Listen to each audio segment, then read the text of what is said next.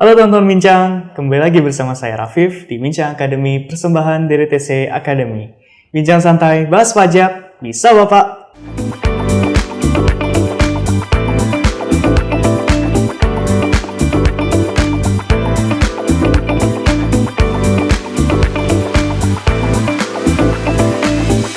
Teman-teman, kita semua perlu ketahui nih bahwa pemeriksaan transfer pricing merupakan salah satu upaya yang dilakukan oleh otoritas pajak dalam rangka untuk memeriksa kepatuhan dari sebuah wajib pajak gitu ya. Terutama wajib pajak yang merupakan perusahaan multinasional. Nah, ketentuan terkait dengan pemeriksaan transfer pricing ini sudah berlaku sejak tahun 1993 dan kemudian diperbaharui pada tahun 2013 dengan terbitnya Per 22 PJ tahun 2013. Nah, di PR ini itu dijelaskan nih terkait dengan pedoman bagaimana sih melakukan pemeriksaan terhadap wajib pajak yang melakukan transaksi hubungan istimewa. Nah, kita sendiri menyadari ya bahwa belakangan ini pemeriksaan terhadap transfer pricing itu semakin marak. Otoritas semakin menaruh perhatian banyak terhadap perusahaan multinasional yang melakukan transaksi dengan afiliasinya ya di dalam satu grup yang sama. Nah, kemudian dalam melakukan pemeriksaan ini, biasanya pemeriksa meminta wajib pajak untuk mengisi form Per 22 tahun 2013. Nah, sebenarnya apa sih yang dimaksud dengan Per 22 tahun 2013 ini? Formnya itu seperti apa dan bagaimana kita bisa mengisinya gitu, strateginya seperti apa? Hari ini kita akan bahas topik yang sangat menarik tersebut dengan salah satu profesional di DTC yang sangat luar biasa, yaitu Kak Nesya.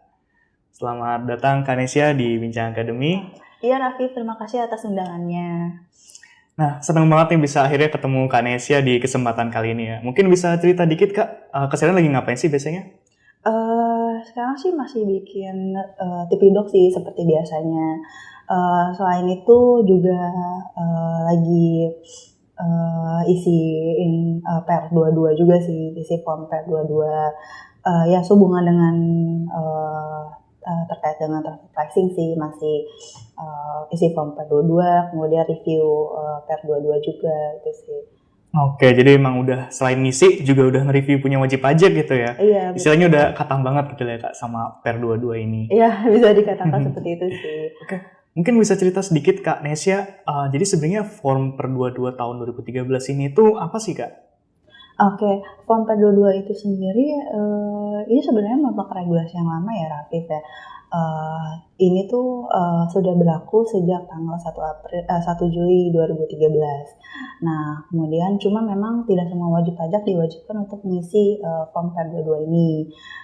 Makanya mungkin sekarang ini, sampai sekarang bukan maksudnya sampai sekarang, wajib pajak masih ada nih yang bingung untuk mengisi Per 22 ini karena mereka sebelumnya mungkin ngerasa nggak pernah diminta seperti itu. Nah, untuk form Per 22 itu sendiri apa sih? Nah, itu form Per 22 itu sendiri merupakan salah satu dokumen yang biasanya diminta oleh Fiskus untuk dalam pelaksanaan pemeriksaan terhadap wajib pajak yang mempunyai hubungan istimewa atau biasa dikenal dengan pemeriksaan transfer pricing. Nah, form ini sebenarnya terdiri dari beberapa nih, Rafif nih. Mulai dari surat pernyataan, kemudian ada transaksi dalam hubungan istimewa, yang ketiga adalah laporan tersegmentasi, laporan keuangan tersegmentasi, yang keempat ada analisis supply chain management, yang kelima ada analisis fungsi aset dan risiko atau analisis VAR, kemudian yang keenam ada karakteristik usaha, dan yang terakhir ada form analisis kesebandingan. Wah, jadi itu ya Kak isi-isi dari form tersebut tuh yang harus kita isi gitu ya Kak? Iya, betul. Nah, kemudian berarti memang Per ini sudah berlaku sejak 10 tahun yang lalu, sejak 1 Juli ya, tahun 2013. Tapi wajib pajak karena memang nggak semuanya diwajibkan ya, itu kadang-kadang pas ketika disuruh itu kaget nih, wah ini apa gitu ya. Jadi mungkin belum semuanya itu tahu gitu ya tentang isinya itu seperti apa gitu ya. Iya betul. Nah, yang perlu digarisbawahi ya Raffi, maksudnya tidak diwajibkan itu adalah karena memang mungkin wajib pajak itu sebelumnya tidak pernah kena pemeriksaan transfer pricing ya. Nah, begitu kena pemeriksaan transfer pricing baru diminta si form PR22 ini gitu sih. Oke, jadi kalau sudah kena pemeriksaan itu baru diminta, tapi Iya, kalau betul. belum berarti ya memang belum diwajibkan gitu Iya. ya. Oke. Nah, mungkin bisa sharing Kak, sebenarnya bagaimana sih cara mengisi form 22 ini? Oke, sebenarnya untuk petunjuk pengisiannya sendiri udah ada di dalam lampiran PR22 tahun 2013 itu sendiri ya. Cuma memang sifatnya masih general nih.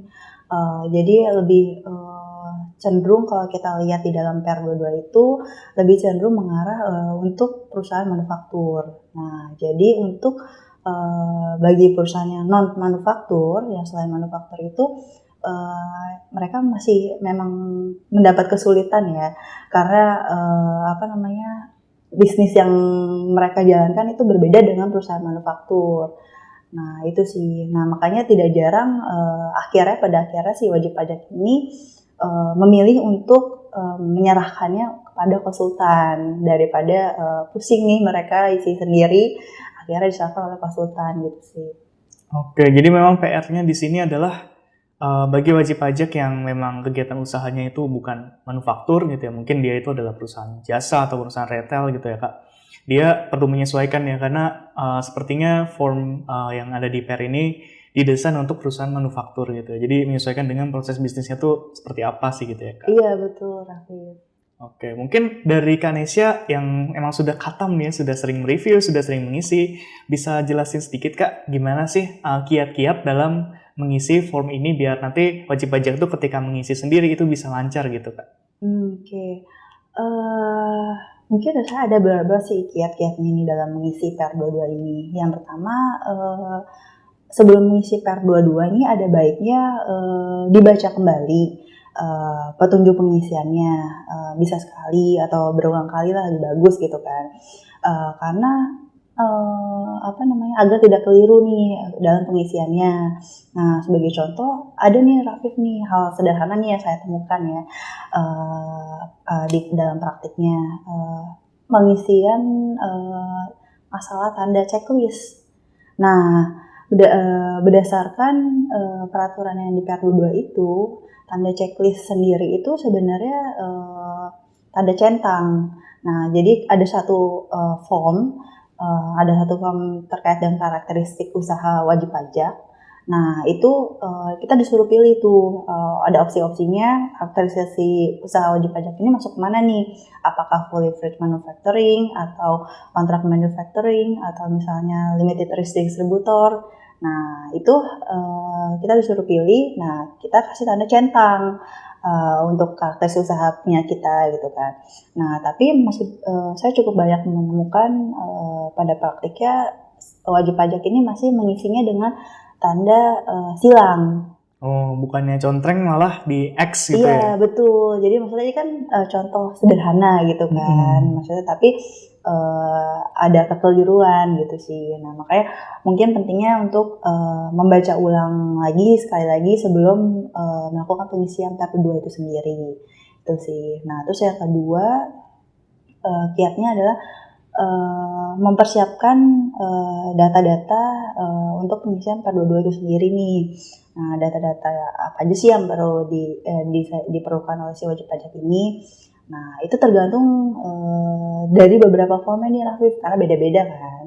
Nah, kalau misalnya dari form yang pertama, tadi kan saya bilang ada form transaksi dalam hubungan istimewa ya. Nah, dalam form tersebut ini berisi daftar transaksi afiliasi wajib pajak sepanjang tahun tersebut nih. Nah, terus kemudian beserta dengan metode pengujian transfer pricing apa yang digunakan oleh si wajib pajak itu. Nah, ini di dalam form ini direkomendasikan agar sesuai dengan audit report, terus kemudian sesuai dengan lampiran 3A atau 3B SPT PPh Badan juga tentunya, dan juga sesuai dengan transfer pricing documentation jika wajib pajak memang membuat TP-Doc gitu sih. Nah, kemudian untuk yang Di form yang kedua ada laporan keuangan tersegmentasi.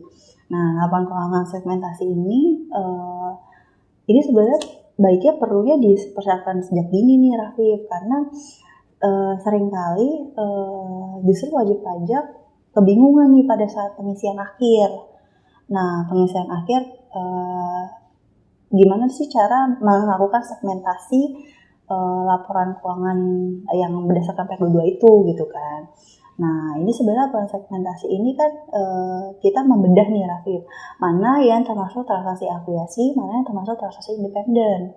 Nah, jadi ada baiknya ketika misalnya si wajib pajak ini dia ada transaksi afiliasi, misalnya katakanlah ada penjualan produk ke pihak afiliasi. Nah, maka sebaiknya dia sudah melakukan membuat segmentasi laporan keuangannya. Jadi dipisah tuh Rafif, untuk yang penghasilan dari afiliasi, kemudian biaya-biaya yang menyertainya, terus penghasilan dari independen, biaya-biaya menyertainya berapa. Nah, kemudian nanti di total.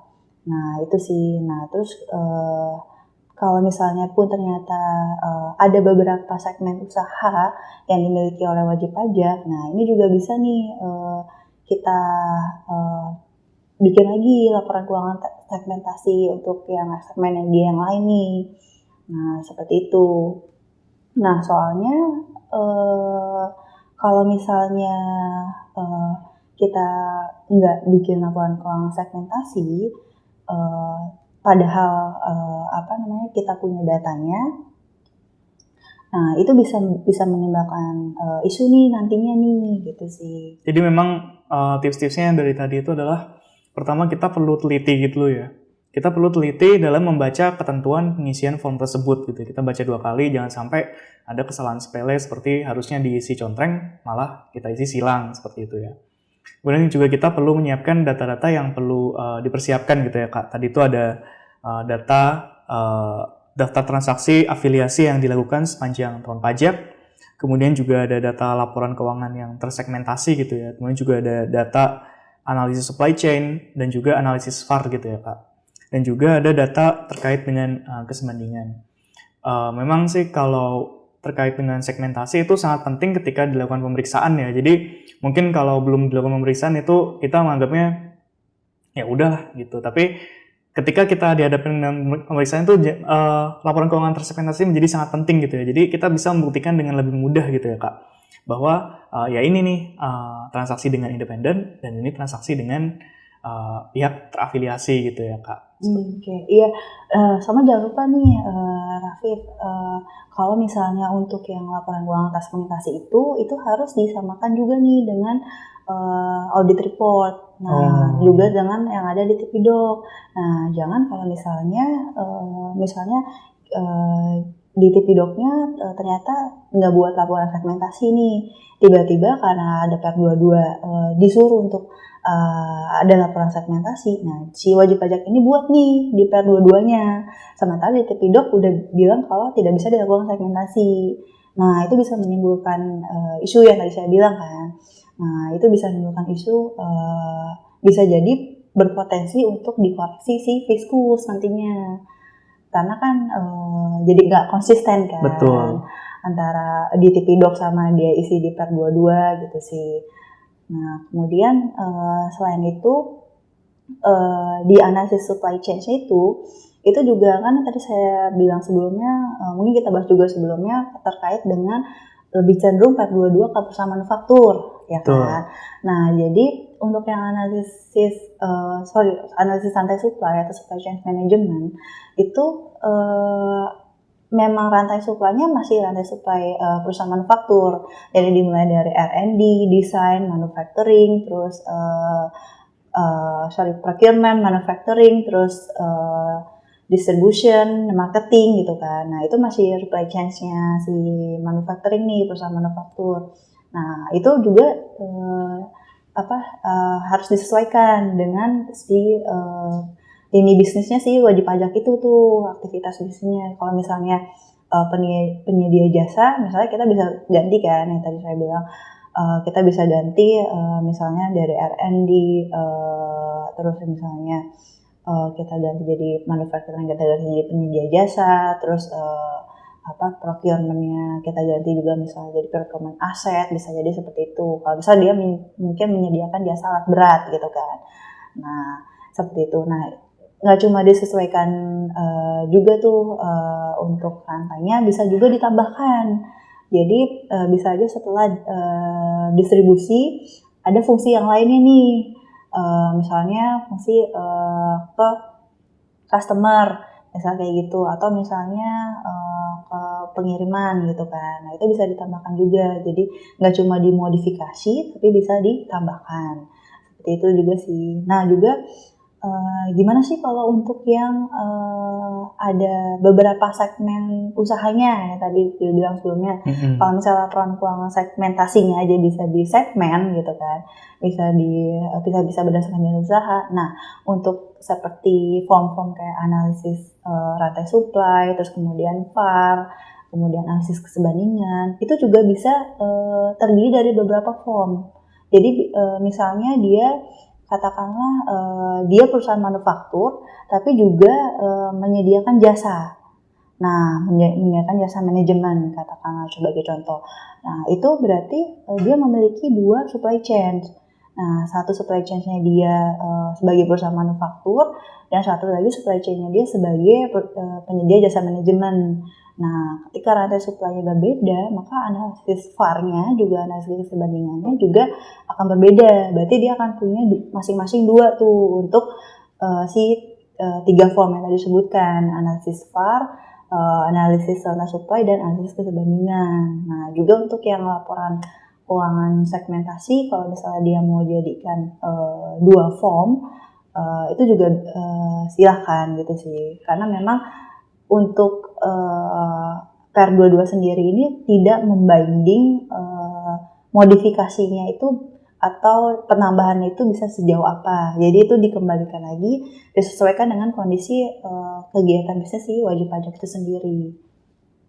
Oke, jadi perlu dicatat ya teman-teman bincang bahwa pertama yang harus diperhatikan adalah antara laporan keuangan tersegmentasi tadi, itu perlu kita perhatikan bahwa itu harus sinkron ya Kak, antara laporan tadi betul. Dengan laporan hasil audit dan juga TP-Doc-nya gitu. Iya, sebenarnya nggak cuma laporan keuangan segmentasi aja sih, maksudnya secara keseluruhan gitu isi PER 22 itu kalau bisa sesuai dengan TP-Doc-nya, jika dia bikin TP-Doc ya tentunya sesuai dengan audit report dan juga sesuai dengan SPT PPh badannya, khususnya untuk lampiran 3A atau 3B. Oh ya, tadi Kak Nesya juga menyebutkan tentang pentingnya untuk tadi kan laporan tersegmentasi itu bukan hanya mensegmentasi antara transaksi dengan independen dan juga afiliasi, tapi juga mensegmentasi lini usahanya ya. Jadi kalau misalnya ada perusahaan yang dia itu menyediakan jasa services gitu ya, tapi dia juga menyediakan dukungan finansial nih ke perusahaan afiliasinya, maka itu masing-masing harus dibikin yang terpisah gitu ya, kata segmentasi tadi. Laporan keuangannya. Oke, nah itu juga perlu diperhatikan bahwa yang namanya supply chain dan juga VAR itu kita perlu modifikasi sesuai dengan proses bisnis kita secara real gitu ya. Jadi nggak perlu plek-plekan ngelihat cuma 6 tahap, ya udah kita lihat 6 tahap juga, padahal sebenarnya kita ada tahapan-tahapan tambahan gitu ya. Jadi bebas boleh ditambah gitu ya Kak, nggak hanya dimodifikasi gitu ya. Iya, betul. Oke, mungkin sebagai penutup dari Kak Nesya ada closing statement Kak buat teman-teman bincang semua? Teman-teman bincang, saya coba summarin singkat ya untuk kiat-kiat pengisian form PER 22 ini, siapa tahu bermanfaat untuk teman-teman yang lagi melakukan pengisian form. Yang pertama yaitu jangan lupa untuk membaca ulang lagi petunjuk pengisiannya di dalam form PER 22 itu sendiri, karena ini penting agar tidak terjadi kekeliruan seperti yang sebelumnya tadi disampaikan. Kemudian yang kedua adalah mempersiapkan data sebanyak mungkin nih untuk pengisian form PER 22 itu. Nah, kemudian yang perlu digarisbawahi juga agar isi dari PER 22 itu sendiri sudah sesuai dengan yang ada di TP-Doc kalian, atau dan juga dari sesuai dengan audit report dan juga lampiran 3A atau 3B SPT PPh Badan. Nah, kemudian yang terakhir, yang ketiga adalah memastikan kembali ketika tadi udah dipersiapkan datanya, sudah diisi. Nah, yang terakhir ada memastikan kembali bahwa apa yang sudah diisi di dalam form ini sudah sesuai dengan framework atau kaidah-kaidah yang terdapat di dalam form PR22 itu sendiri. Itu sih pesan singkat dari saya. Siap, terima kasih banyak Kak closing statement-nya, dan juga terima kasih buat teman-teman Bincang semua yang sudah menonton sampai akhir. Gimana nih teman-teman yang sudah mengisi Per22, apakah sudah menerapkan tips-tips tersebut? Dan buat yang belum pernah nih, sekarang jadi sudah siap ya kalau misalnya dikenain pemeriksaan dan juga diminta nih untuk mengisi form Per22 ini, karena sudah tahu bagaimana langkah yang tepat untuk mengisinya. Sampai jumpa di episode berikutnya, dan terima kasih sudah menonton sampai akhir. Bincang santai, bahas pajak, bisa Bapak!